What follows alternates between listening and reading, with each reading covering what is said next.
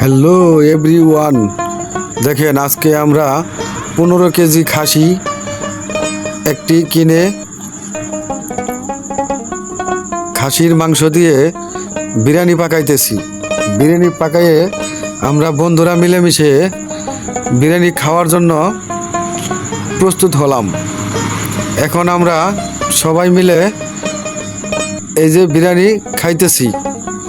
বিরিয়ানিটা খুব স্বাদ হয়েছে।